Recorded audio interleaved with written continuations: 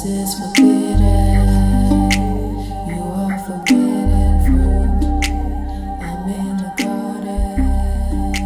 Snakers are dangerous. You are forbidden. All right.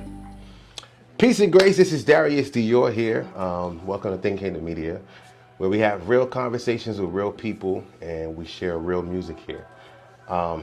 Today we got a very special guest. Probably first time you ever seen her. I just saw her for the first time on Instagram. I don't know, recently, but she's super familiar with the community here in Columbia, and I'm super glad and excited to have her on the platform.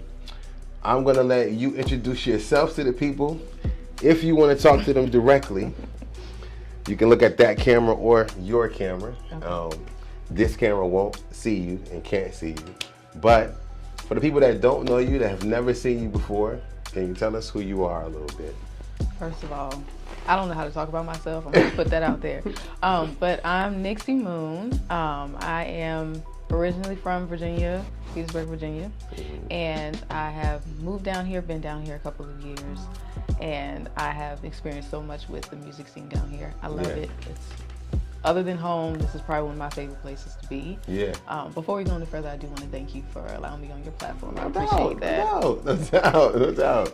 Yeah. No doubt. Usually when I tell people, to tell us who they are, they usually tell me what they do, where they from, right? No, I mean, this is very normal, very regular.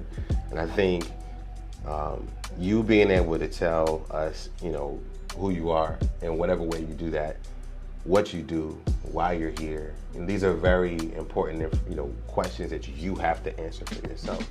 And so that's a specific reason why I asked that question, because identity is important, And, although I'm a music artist, although we're music artists, that's not all that we are in totality, right? We're so much more than that. And so I really asked that question to find out how you be, do you be chilling? Do you be depressed? Do you be lying? Do you be stealing? Right? Like how you be is really what the question is.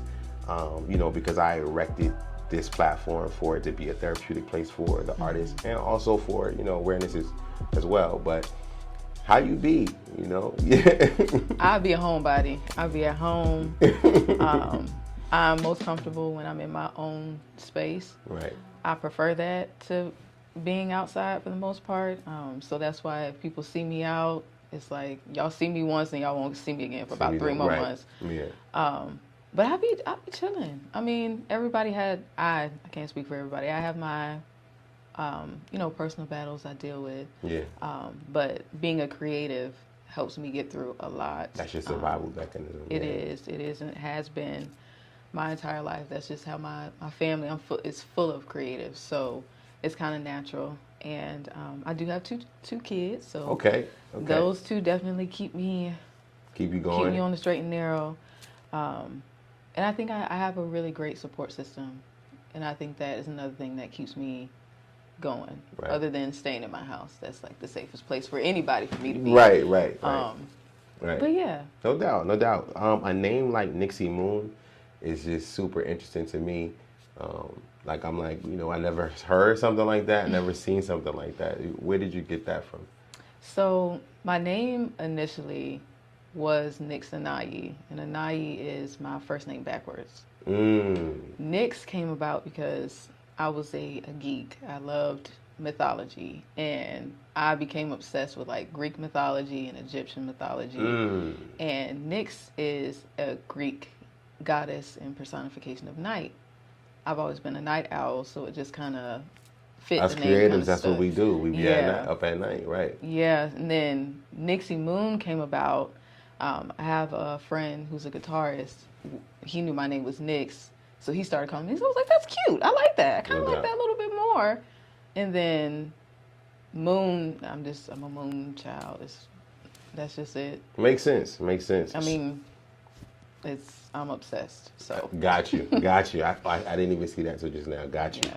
So when I look at your profile on Instagram for the first time, I'm like, she's a holistic healer, right? And a lot of people don't, understand or even have the capacity to fathom the idea of being holistically healed.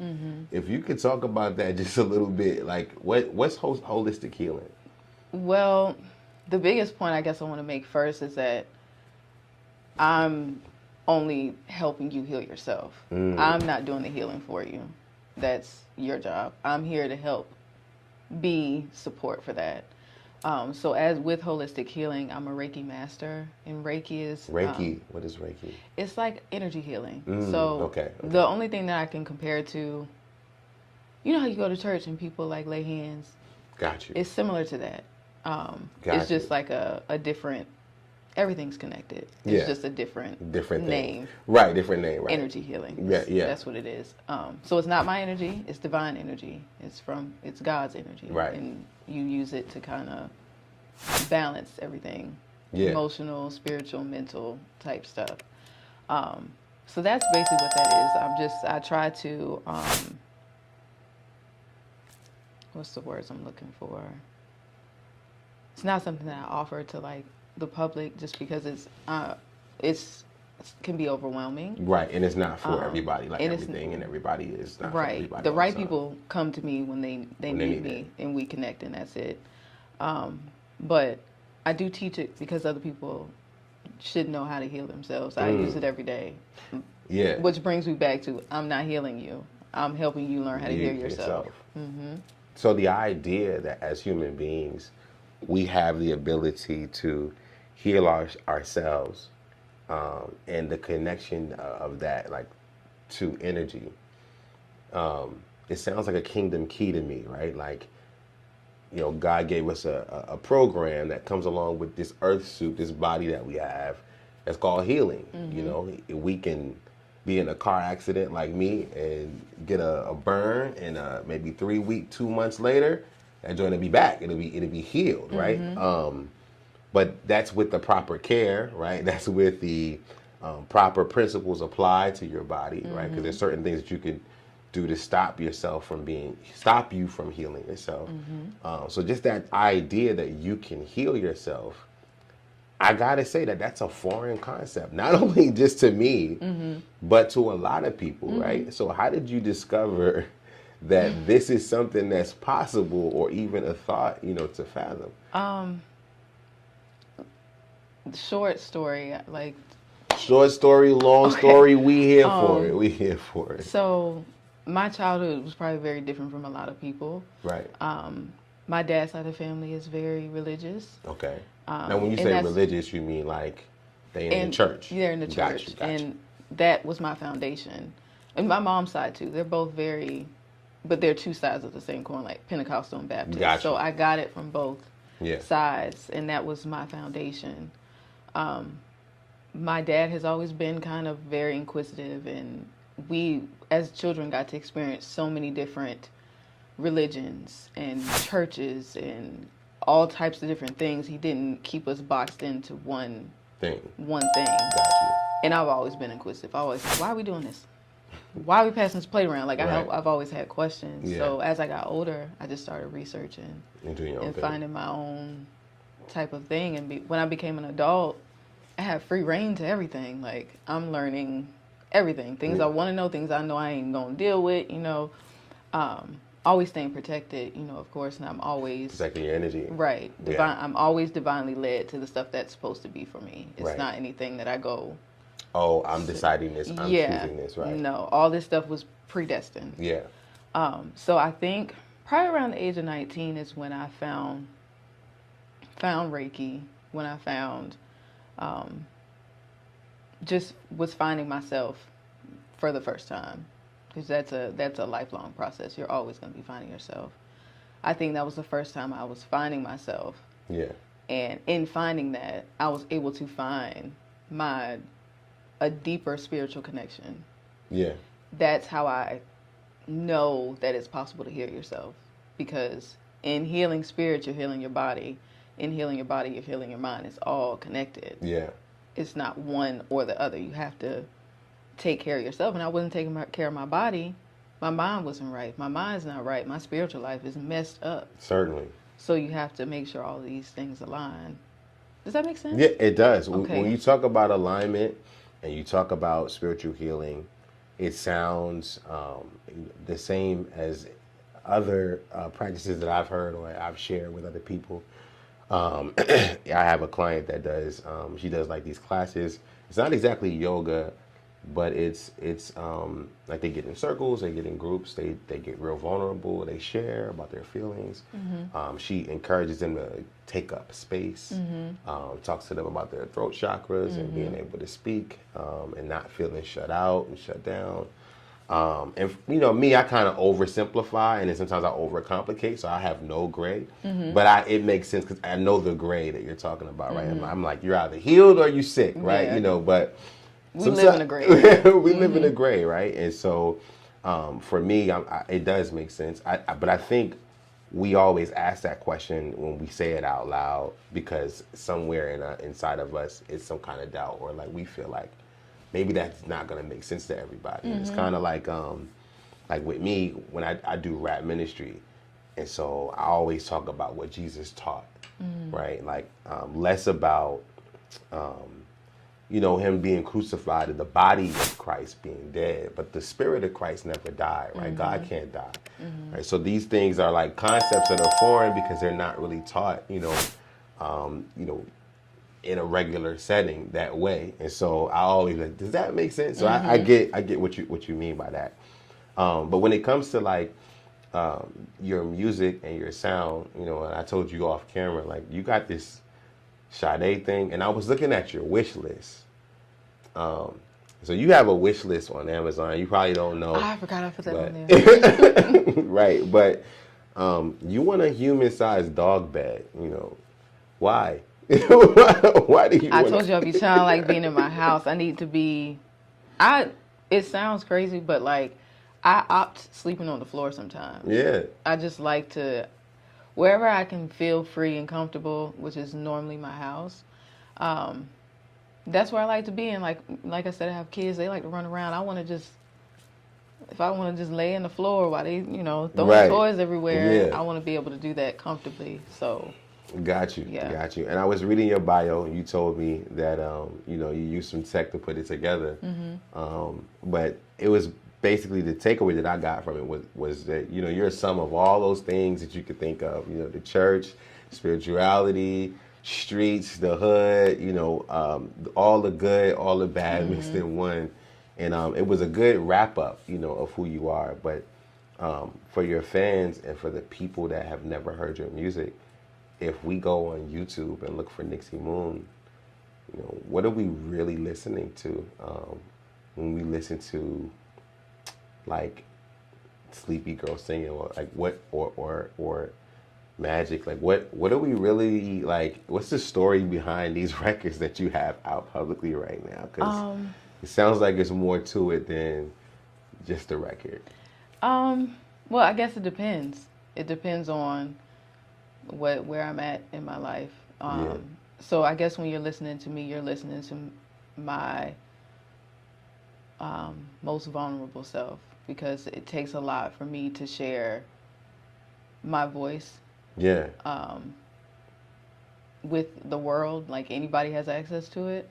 So you are hearing whatever mood I'm in that moment, unfortunately. Flat out, right? That's just like, it's just the mood. Like I said, the moon thing, moon rules emotion. You're listening to all of that. Right. So with Sleepy Girl song, so just backstory, I'm like a mental health advocate. It's Sleepy Girl song, not Sleepy Girl sing. I don't know why I thought Sleepy Girl sing. Go ahead. Go ahead. Yeah. I'm like a mental health advocate, so I deal with a couple of different things. But when I wrote that song, I was up at 2 o'clock in the morning. I couldn't sleep. I was dealing with a really, really bad case of insomnia. Like I could not go to sleep, and I just wanted to lay down, but my body was like, "You're gonna get up." Hold up, we're not gonna skip over that. Mental health advocacy. That's what we're dealing with right now. Yeah. You said you deal with a couple things. Yeah. Don't skip that. Okay. Okay. Don't skip that. What are those couple of things that you do?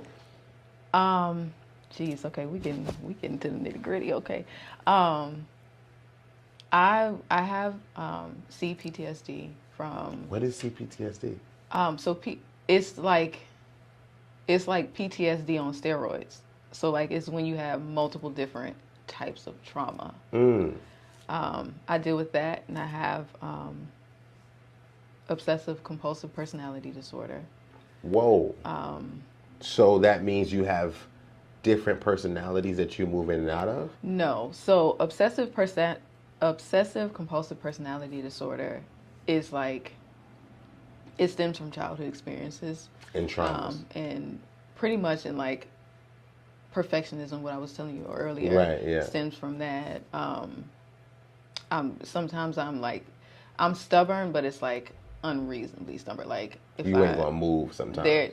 The will of God. I promise you, sometimes and I have to be like, all right, cool, I'll move. Yeah. You said move, so I'll move. You said move, so I'm gonna move, right. It's that type of thing. It's not like, it's different from OCD where it's like impulses, like you have to have like wash your hands 7 times or anything like that. But mine is more like I don't know how to accept help. Like it's little stuff like that. It's not little because it's been like controlling my life. It's but huge. Right. I'm working on getting better because it's something that I can grow from. Right. And then I have like bipolar tendencies on top of that. So I understand bipolar tendencies. Like you can be very nice and very kind, and then one thing can trigger you to be. And it's like all of those kind of jump off each other. So if I'm triggered by something that caused me trauma, it's going to trigger me to have my obsessive, like, okay, I have to do this, I have to clean it this way, I have to wipe it down this many times, and then that's going to trigger me because I'm going to get frustrated because somebody's asking me to help, and I'm like, no, get out my face, I don't want you to even touch anything, you're not going to do it how I wanted to do, and then that's just going to trigger me to like maybe go into a manic or depressive episode. So it's like And music helps you get through that. Yes. And this is where we get your art from. Yes, it's a lot going. I tell people all the time, like, it's so loud up here that if I didn't have anything to put it into, I don't know what I'd do. Like, or who you'd be. Yeah. Man, that's super relatable and understandable. So when we look at, or when we're listening to your music, we're hearing you process those things. You're hearing me process. You're hearing me go through those cycles. And sometimes they're like really, really, happy and euphoric, and that's where like magic comes from, and I'm like up there. Right. And then Sleepy Girl comes from me being manic. I can't sleep. I am dead tired and I can't sleep. My body doesn't want to let me rest. So Man, I was walking around my house just walking, I'm like, I just want to go lay down. I couldn't lay down. And that's where that came from. Here's the caveat thought to that, right? I don't want people to think that your music is just a dumping ground for your emotions, right? Oh, no, it's not. Like, I think there's some communication, like something that you're telling us in this music as well. I just want people to know that they're not alone, that everybody is going through something. You're not the only person that can't sleep at 3 a.m. You're not the only person that is calling up this dude you shouldn't be calling because he done broke your heart 17 times. Whoa! You're not the only one, you're not the only one doing this stuff. Yeah. Sometimes people just need to feel related to. I was talking to an artist that's local. Her name is Kenya T. About a year and a half ago, and she was one of the first, females to come on the platform. And I said, well, this is a running theme with you guys, right? Like, what can we do to get better, right?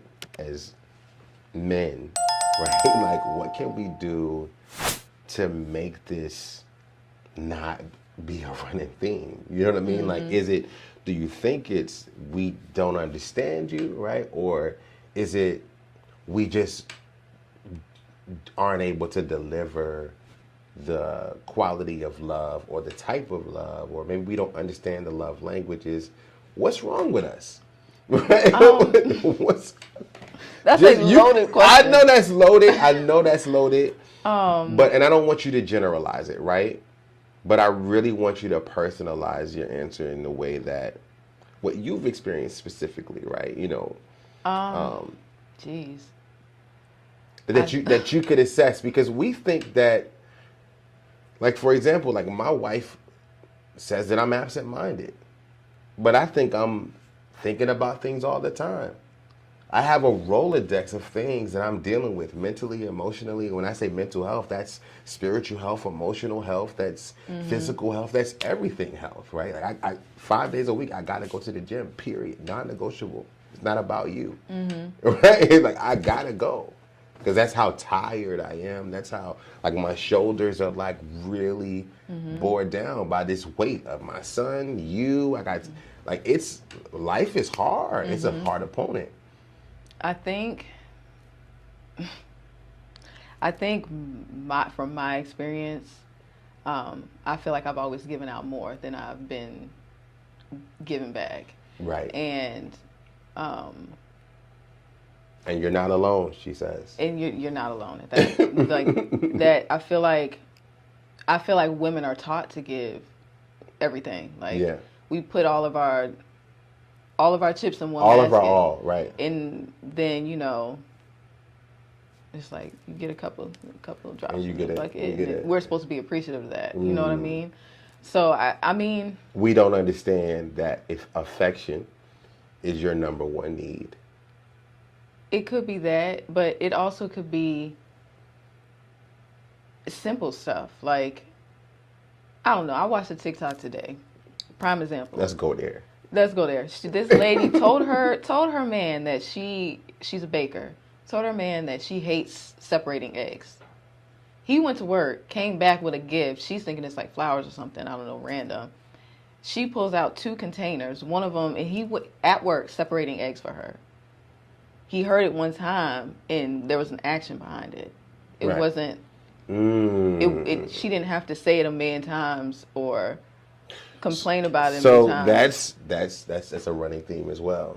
There's words and no action. Right. We hear you, but we don't really listen. Yes.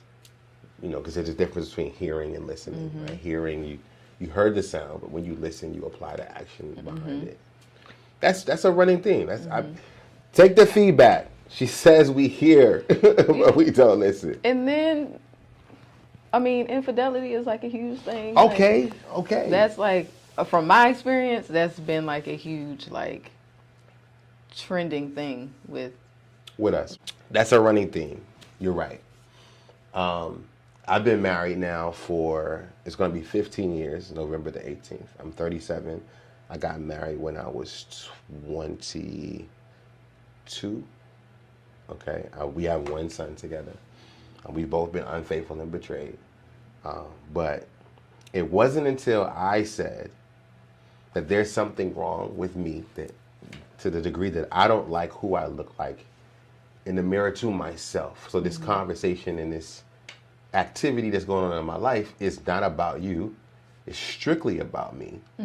And I know that you knowing about my infidelity, you knowing about all of these things, could mean that you won't be with me anymore. We won't be together. And I'm okay with that, because I'm not trying to save our marriage. I'm not trying to save our relationship. I'm trying to save myself from myself. And so what that is self-awareness, right? I got self-aware because I couldn't figure out how to solve the problem that we were having in our relationship. And I had to say, okay, it's me. I'm the problem, and I don't have to tell you to see me as a problem. You already see that as the problem. So the problem becomes me seeing me as the problem, right? And taking ownership for who I'm supposed to be in your life. And then the other side of that, you know, is you may have to determine or decide whether or not you're able to love me in that space. Because it's going to take me some time. It's going to take me some years to recover from this traumatic stuff that I'm putting myself and us through. Ultimately, it's my fault. You know, whatever we're going through is my fault as the leader of our house or our family. And so a lot of times we don't know how to be self-aware. And so I just want to give you that. I want to put that energy out into the atmosphere and give it to you. because that's the truth. It's not that, you know, all those other things that you might think. It's, I'm sick, right? Like my mental health is tragically bad. And so I smoke, I drink, I have sex, I do everything that I can possibly to not feel what I need to feel in the present moment. That's the problem. And so I got to do things like tell my son, you know, Daddy did something that was really crazy, right? I got to, you know, Daddy did a bad thing. That's why Mommy's upset. This is like ownership, deep level, high level responsibility stuff that doesn't go on in our community, right? I was about to say, but some it don't. In other This is communities, like a one-off, like it you is. know what I mean? Right. Yeah. And so, and I just want to give you and the audience that's the problem, y'all. It's not that we just don't know how to not do it. It's just that we can't feel anything that's real. And we can't smoke enough. We can't have enough sex. We can't drink enough. We don't know how to take ownership. That's just it. And I think eventually I probably want to start like a men's group for us to start doing that. But I think y'all got to be involved. I don't disagree with that. I feel like it should be a team effort. It really should. I just feel like, from my experience, the desire to want to do better has to be there first. Like that has to be the foundation. Otherwise, I don't want you to do it because for me you want to. You gotta do it for you. Then it's not gonna work. It's not. Because I don't want you to do this to the next girl. Right. I don't want them to go through what I went through with you. Be a better person. Right. Be a better human being. You know, but there's purpose for pain, right? And even in my trauma, you know, I've used that pain as purpose. Do you feel like, to some degree, you've repurposed your pain and through your experiences from your childhood and your adulthood? And if you have, how have you done that? I just try to. I haven't let it soil me, if that makes sense. I live in love. Like, it doesn't matter. And I've been hurt a lot within my little 27 years. Yeah. I've never tried to be a vicious person. I don't do the whole, I'm not going to say I've been a perfect person, because I haven't. There's been some times where I had to do a little, you know. Violations going on. Yeah, right. But I know that I exist in love, and I stay there. Because if I didn't, I wouldn't be myself. Who would you be? I would be a menace. I know exactly who I would be, but that it wouldn't benefit me. It wouldn't benefit anybody, actually. Right. And I have my kids that look up to me, that look to me to be an example. Yeah. I have nieces. I have a nephew. Like, I have a godson. I have all these, you know, little these humans. Right. And if they see me being a terrible person, I don't want that for them. Gotcha. So the only thing that I can do, if not for myself, which I do it for myself, if not for myself, it's for the people that I'm around. Right. There's people that you and I both know, but we know separately, that's going to consume this content. What do you want us to do? How can we help you? How can we support you? What do you want us to do? We like you. You don't know. I already told you I don't know how to. You don't know how to accept help. Okay. And I really don't be needing nothing. You don't. I really don't. Just being around the energy that everyone that I've experienced down here, that's enough for me. It really is. Like, I go to like open mics and y'all's events and everything, and I just sit in the back. I just be in the back like, wow, like that feeds me. Like, watching other people lose themselves in their music and their talent and their art, that's enough for me. It's enough, man. What do people need to know or understand about your earliest context in life to really understand who you are? That I was young. I was young, and I was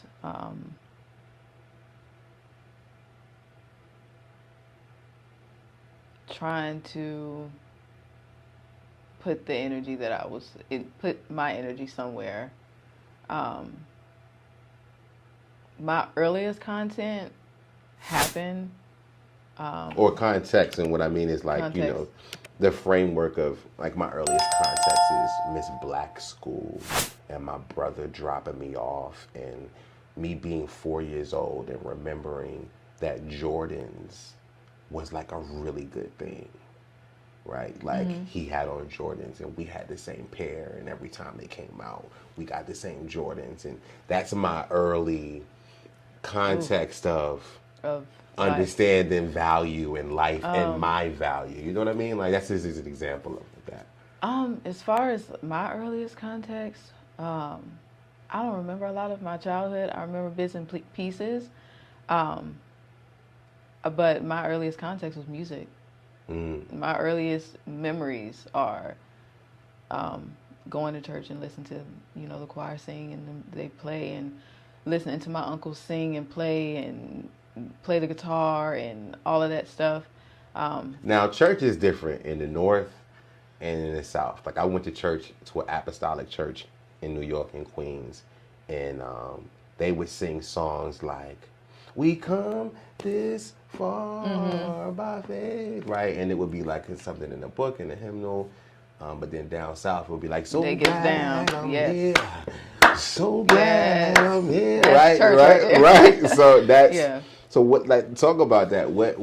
Is that? Which church was it for you? This Honestly, I said earlier that I've experienced so much. Yeah. My dad is originally from Florida. Okay. So I've experienced the like deep South, like Pentecostal churches that do like all the dun laying dun hands, dun dun dun dun. Yes. right, and falling out, right? Being at church till about 4:00 in the evening. Right. You go to early service and you go to second service, And you stay there to Until- help clean and then up you eat. and yeah. Right. Go to grandma's house, take a Okay, nap, okay. that type of thing. Yeah. And then with my mom, she's originally from New York too, but they, settled in Virginia.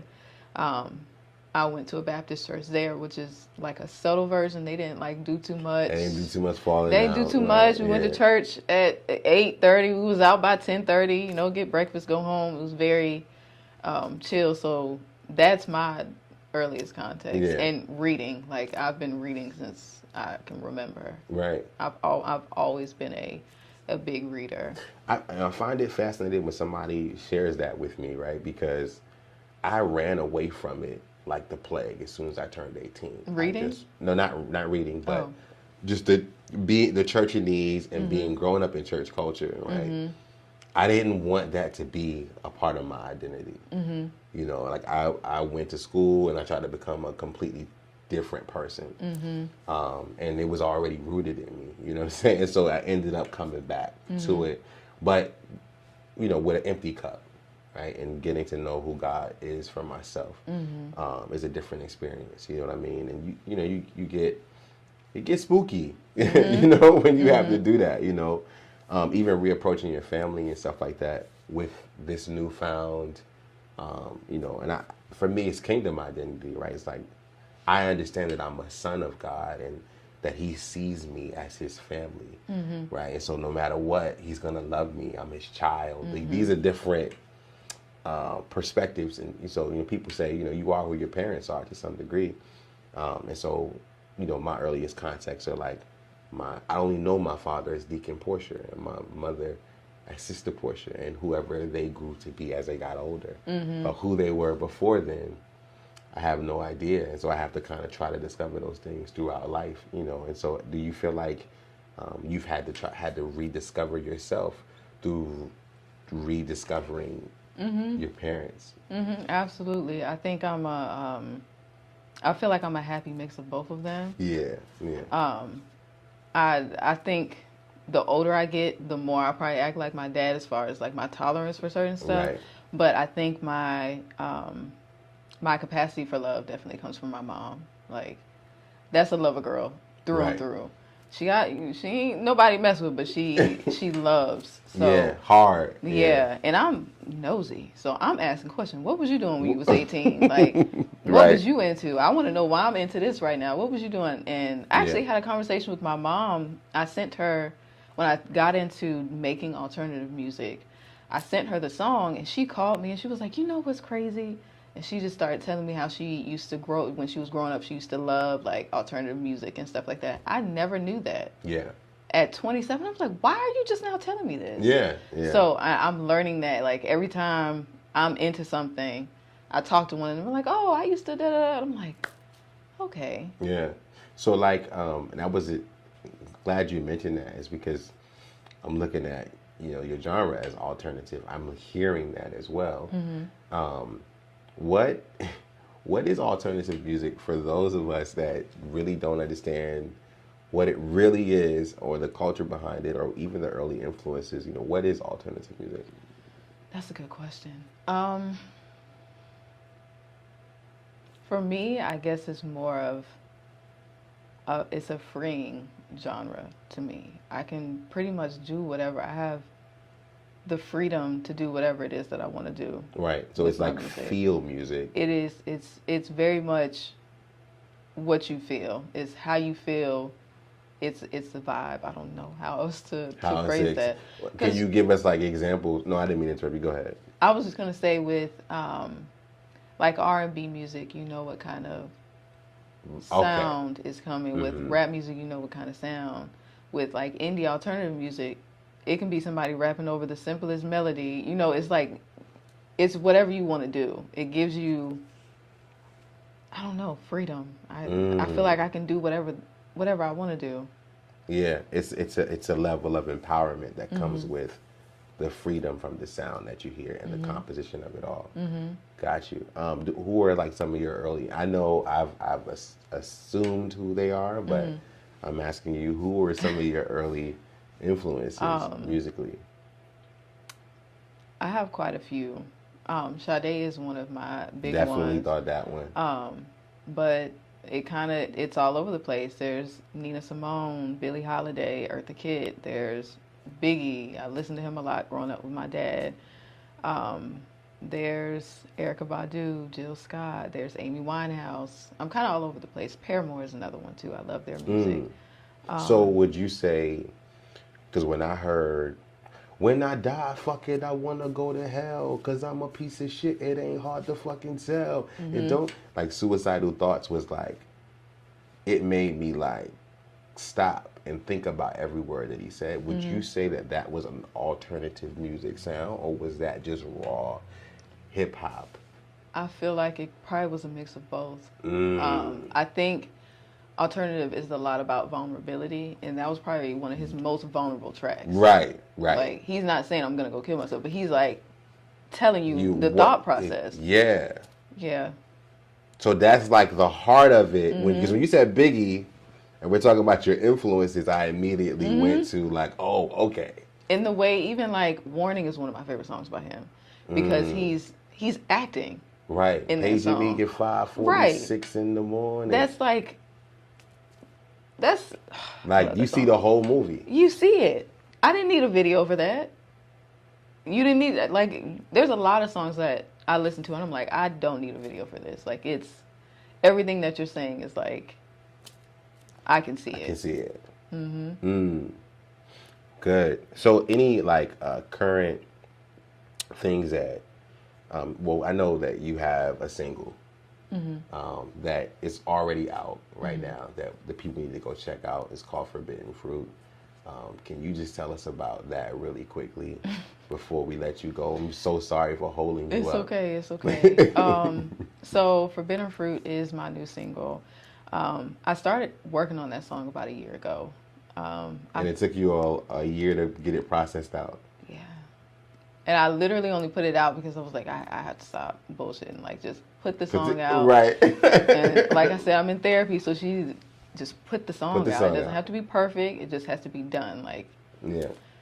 So that song is just, like I said, I don't want people to feel like they're alone dealing with stuff. The song is pretty much about knowing you need to cut a connection with someone and not doing it. Like, that's why a lot of the content behind it, I'm staring in the mirror. So I'm talking to myself. You need to let this go. And the sound, the reason why it sounds as airy as it does, because I want it to sound like a subconscious thought. I want it to be like a little gnawing in the back of your ear. Like, I know we shouldn't be doing this. Yeah, you hear it back. I want it to be like someone's in the back of your ear telling you stop doing it. Yeah. I honestly don't know where it came from. I was listening to the beat. I took a shot. And I was like, we're going to see where this goes. We're gonna see where it goes, and man. I heard that beat and I was like, oh, this is definitely giving me forbidden fruit. Like, I feel like, okay. And that's where it came from. Man. Go check out Forbidden Fruit. It's a really dope record. Thank you. It definitely came from a vulnerable place. Yeah, it did. And we appreciate it. We know it was an audience of one type of thing. You know, we knew, I can feel that. Like, this is between you and God. And you just brought it to us. You let us have access to it. We appreciate that. Anything that you want to let us know, anything coming up, any shows, any merch you want us to get, any, I don't know. What do you want to tell us before you let us go? I don't have any merch or any shows coming up. She doesn't have any merch and doesn't have any shows. For those of you that do merch and that create platforms for artists, here is someone that needs your assistance. Yeah, I'm still working through the putting myself out there thing. Yeah, and this is a part of it. Yeah, so I don't have any shows coming up. I'm still working on my first EP.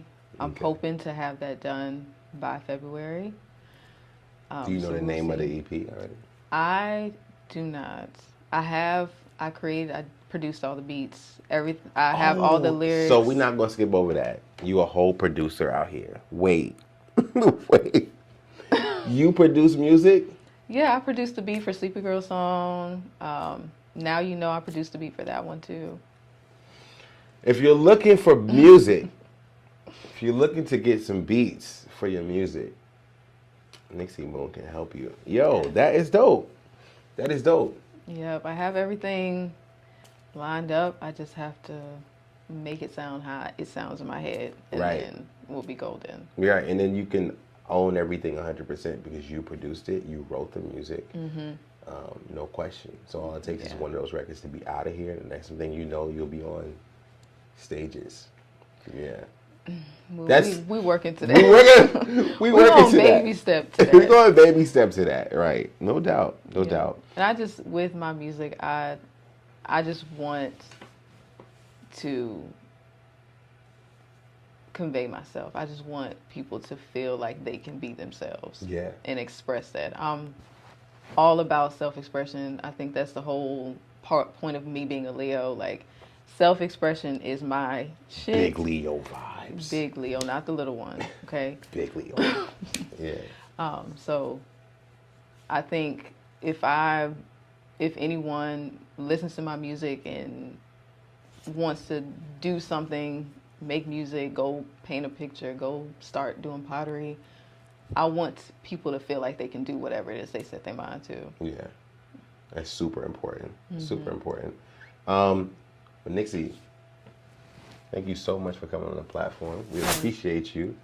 It's Thinking Kingdom Media's Darius Dior. If you are a music artist, if you're a small business owner, if you're a content creator, if you're anything, and you are something, you are somebody, you need to come to this platform and talk to us about what it is that you do and why you do it, so we can help develop your awareness and we can help you grow into the best version of yourself, right? You know, because last year you were the 1.0 version of you, and this year you're going to be the 2.0 version because you care about you and your development and your growth. And thank you so much for supporting us. Be sure to check in on the YouTube channel. Follow us on Instagram at Thinking Kingdom. It's Darius Dior here again. I'm here with Nyxie Moon. I appreciate you. Kingdom salute.